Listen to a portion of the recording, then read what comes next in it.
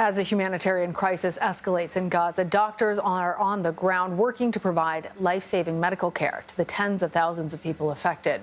Dr. Tanya Haj-Hassan joins us now with more from Jordan.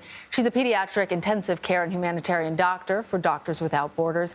She's also a co-founder of the GazaMedicVoices social platform.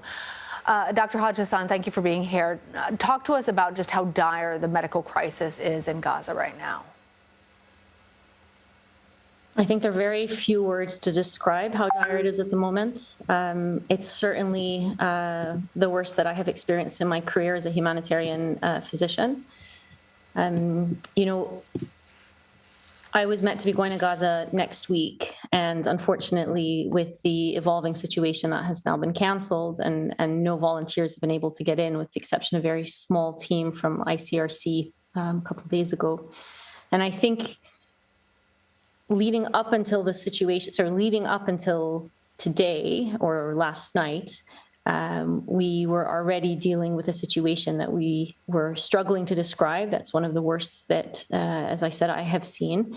And I just want to sort of set the stage a little bit. This is a population that's been living under siege for 16 years. We've been operating in Gaza for about 20 years as an organization. This is a population that's already suffocated and struggling to access basic needs of food, clean water, medical supplies, and healthcare. And the implications of the current intense bombardment, displacement, and complete cutoff of food, medicines, and fuel is catastrophic for the civilian population.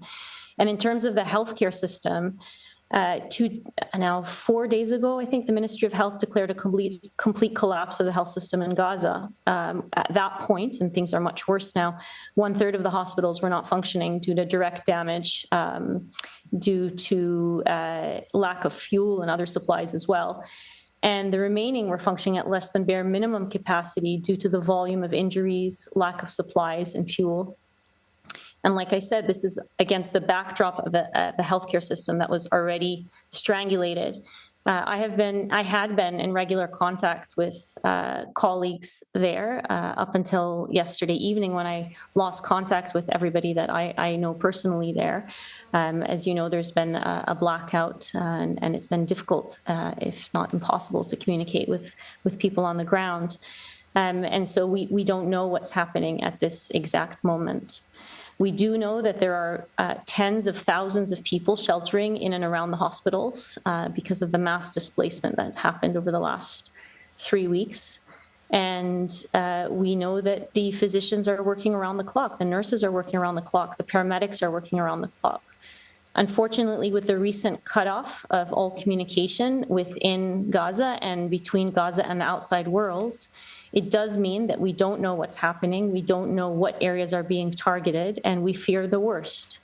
And as an organization, as individuals, we are, as humanitarians, we want to emphasize that, one, hospitals are never a target, and we are particularly concerned for the patients and staff and thousands of families that are taking shelter in hospitals.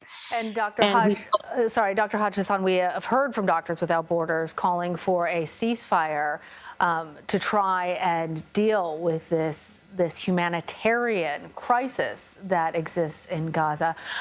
In the remaining moments that we have, I want to get your perspective as a healthcare professional who founded GazaMedicVoices to try and help medical professionals communicate during the crisis that no longer can communicate because of that full communications blackout right now. What are medical professionals able to do if they don't have clean water, if they don't have generators? Will they be able to save lives? I'm a pediatric intensive care doctor, so I specialize in taking care of patients who are very, very sick, and the most critical patients. And I will tell you that the effective way to save lives right now is an immediate ceasefire. And if you hear the resolve in my voice, it is because there's been a deafening international silence about this. This, unfortunately, and we know that the mass civilian casualties that have resulted in this are a stain on our collective humanity. And despite numerous calls from international organizations, from humanitarian organizations like Doctors Without Borders for an immediate ceasefire, That request has been ignored, has been turned down. And in the meantime, there are thousands of civilians who are dying. And we know that about 2/3 of those who have died in Gaza right now are women and children. And we are extremely concerned for the civilian population and for the amount of just death that could be prevented. In answer to the second part of your question, you mentioned what can doctors do to save lives? I mean, I'll give you an example of myself as a physician. As an intensive care physician, I need ventilators that run on electricity. Gaza has no fuel. Electricity was cut off 3 weeks ago, and the fuel is running out. There's very little fuel left that's operating the backup generators. Intensive care doctors need monitors. We can't use those with electricity. We need infusion pumps. We also need blood. There's not enough blood because of the number of injuries.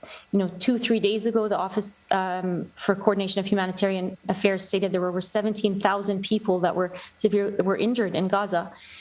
Over 7,000 that had been killed, over 3,000 that were children, and over 1,000, close to 2,000 that aren't accounted for in those numbers because their bodies are still trapped under the rubble, over 900 of which are children.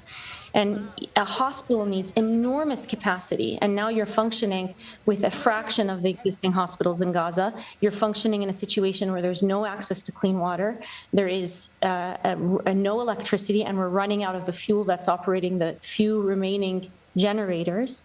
And I want to be clear, when that fuel runs out, every person on a ventilator, every baby, newborn premature baby on a ventilator in an incubator requiring life-supporting therapy, every patient who's dependent on chronic dialysis for their kidney disease will die.